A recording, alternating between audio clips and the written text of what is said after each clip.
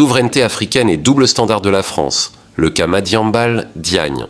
Le silence de Paris, toujours Paris, là où se décident tant de destins africains. Madiambal-Diagne, journaliste sénégalais, arrêté en France, sous le coup d'un mandat d'arrêt international du Sénégal, et pourtant toujours libre. Pourquoi ? Pourquoi ce silence ? Pourquoi cette lenteur ? Derrière ce cas se cache une question bien plus grande, celle de la souveraineté africaine face à la France. Le profil d'un homme devenu symbole, Madiambal-Diagne, fondateur du Quotidien.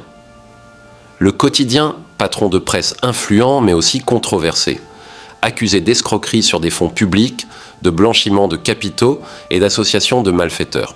Des accusations lourdes portées par la justice de son propre pays, et pourtant c'est à Paris qu'il trouve refuge.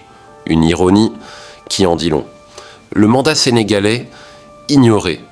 Le Sénégal émet un mandat d'arrêt international, Interpol est alerté, les autorités françaises vous sont informées. Mais rien ne bouge, pas d'extradition, pas même une décision claire, juste le silence diplomatique. Un silence que beaucoup interprètent comme un mépris pour la justice africaine. 2 poids, 2 mesures. Quand un Européen est recherché, l'exécution d'un mandat est rapide, automatique. Mais quand c'est un Africain, surtout quand il vient d'un pays qui tente d'affirmer sa souveraineté, les procédures deviennent complexes, les décisions juridiques, les délais administratifs. Un vocabulaire élégant pour cacher un double standard évident.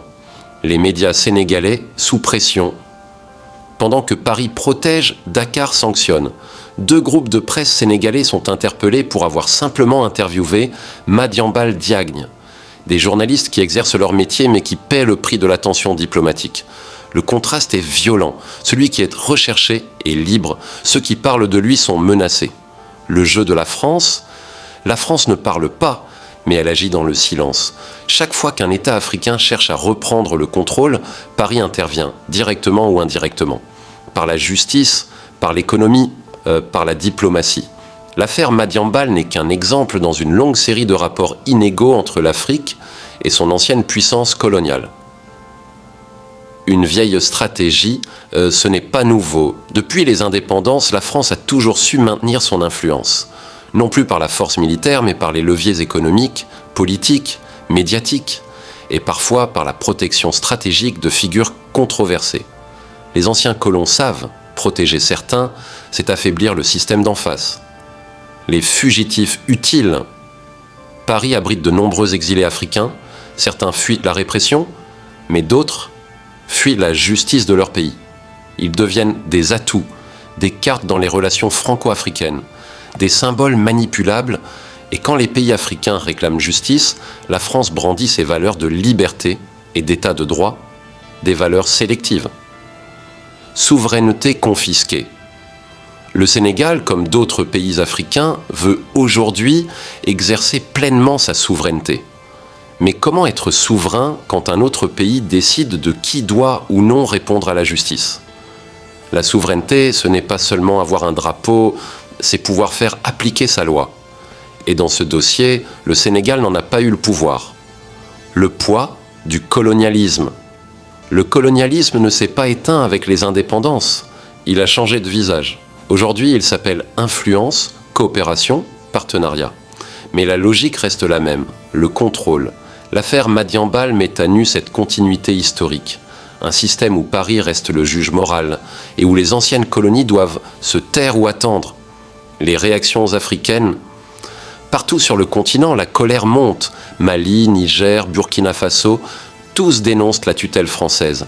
Et maintenant, le Sénégal, longtemps vitrine de la diplomatie modérée, commence à s'interroger. Comment faire confiance à un partenaire qui choisit ses alliés selon ses intérêts ? Cette affaire réveille une conscience africaine collective. Le silence des élites. Mais attention, ce n'est pas seulement la France. Une partie des élites africaines reste complice. Des responsables politiques, des patrons de presse, des diplomates qui profitent de ce système. La souveraineté africaine ne se gagnera pas seulement contre Paris, elle se gagnera aussi face à nos propres lâchetés. Le rôle des peuples. Le changement ne viendra pas des chancelleries, il viendra des peuples, de la jeunesse qui s'informe, qui questionne, qui refuse le discours unique. Les réseaux sociaux, les médias libres deviennent les nouveaux champs de bataille. Et c'est là que tout commence. pas à l'Élysée, mais dans les consciences. Vers une nouvelle ère. Le temps du silence est terminé. Les pays africains exigent des relations d'égal à égal. Les affaires comme celle de Madiambal Diagne ne feront qu'accélérer cette rupture. Parce qu'à force de protéger les fugitifs utiles, la France perd sa crédibilité morale. Et l'Afrique, elle, gagne en lucidité. Conclusion.